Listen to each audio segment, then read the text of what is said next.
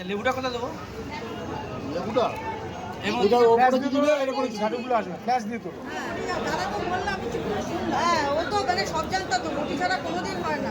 মুটি ছাড়া হয় কেটে গেল ওর তুমি যাও তো যাই করিস না তো কাজ বাজ উল্টো পাল্টা করে ফেলছিস চিনি চোটা হয়ে যাবে মানে না না করে খেতে